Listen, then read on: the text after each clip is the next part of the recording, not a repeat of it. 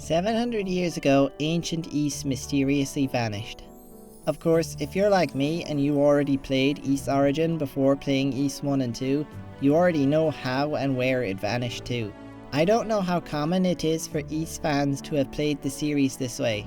I feel like most people who are active in the fanbase now started with either Ys 3 or 8. In any case, I want to share my experience of what it's like to go from the prequel to the original games. Unlike my last video, which was a more structured discussion, this one will be more rambly in nature as I just talk in a string about things in the games that made an impression on me.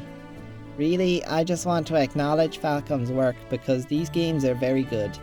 Be warned that this video will contain full spoilers for Ys 1, 2 and Origin. So Ys Origin was the final game to use the Ark of Napishtim style gameplay. After Ys 6 Ark of Napishtim released, Falcom went on to develop a remake of Ys 3 replacing the side-scrolling gameplay with Ark of Napishtim's combat system. After that we got a brand new game in the engine, that being Ys Origin. You might be looking at Ancient Ys Vanished and feeling it could also use a makeover to make the early games consistent. They did it for 3, so why not these two, right? While I have no doubt that a modern remake of Vanished in this engine would be a good game, I get the feeling Falcom want to preserve the old gameplay style in some form. Like I said in my last video, an old game doesn't have to apologize for being old in my eyes. And besides, Falcom have somewhat given us a spiritual remake of Ancient Ys Vanished in the form of Ys Origin. Yes, it is a prequel and a different game, but it shares some characters and villains. Almost all the bosses in Origin first appeared in Vanished. You fight tons of the same monsters, get tons of the same items, and deal with a ton of the same issues in both games. Almost every item from Ancient Ys Vanished gets to appear in Origin. The Mask of Eyes, the fake Black Pearl, the Goddess Idol, the Cleria Sword, the Rhoda Fruit, the Healing Cloak, it's all here. Iconic moments from Vanished like Dallis turning your friends to stone, using a hammer to destroy the pipes fueling the Devil's Corridor, or tricking the Demon Door in Raido's Annex once again occur in Origin. Seeing the bosses of Ancient Ys Vanished rebuilt in the Napishtim engine is downright awesome. And of course the entirety of Ys Origin takes place within Ys 1's final dungeon. A ton of songs from Ancient Ys Vanished are remixed in Origin, and hearing the reimagining sounds awesome no matter which versions you became familiar with first. When I stepped into Darm Tower in Ys 1 and heard a crazy metal rendition of the song I had become very familiar with in Ys Origin, I couldn't help but smile. It was like being greeted by an old friend.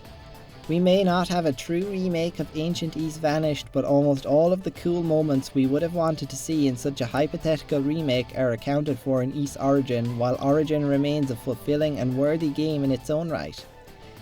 Kudos to Falcom for finding this win-win situation and pulling it off successfully.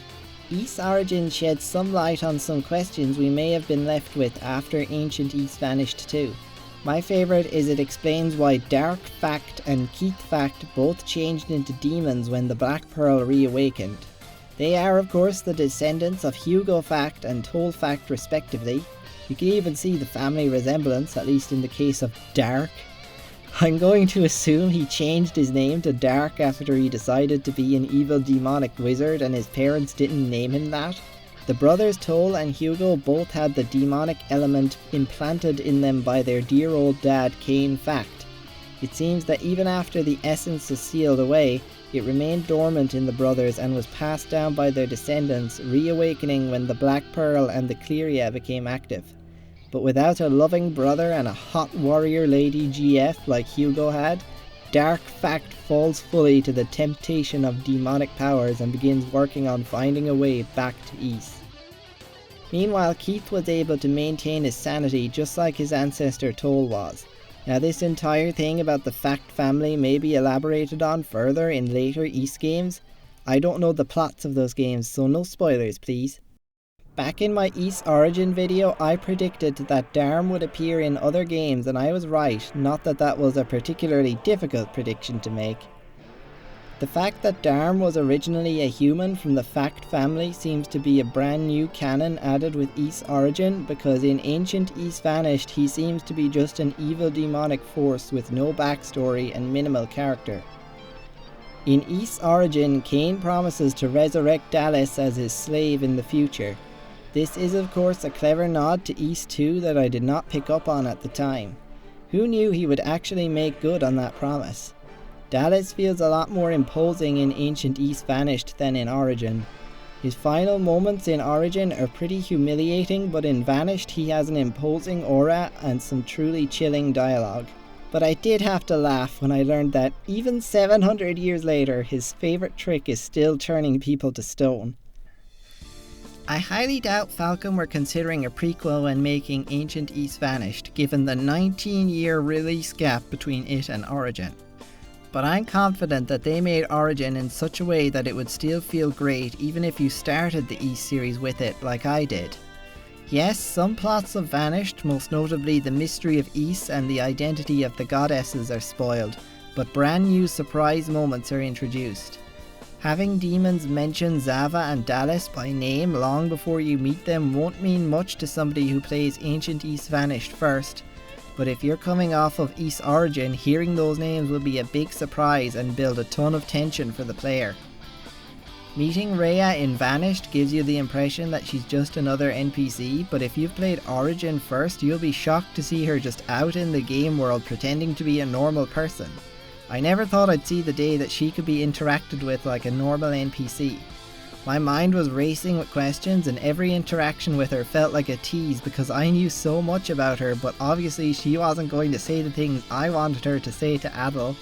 It's so cool that Falcom left so many blanks between the games for players to fill in, and I'm confident that Ys Origin was written specifically to create these surprise moments for players like me who went from Origin to Vanished.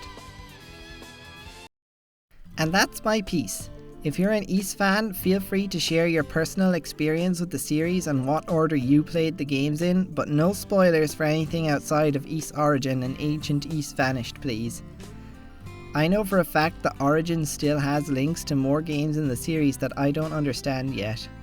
I enjoyed Origin when I first played it. Now that I understand all the connections it has to Ancient Ys Vanished, I retroactively appreciate it even more. I can't wait to experience more of this franchise. Okay, thanks for watching and I'll see you later.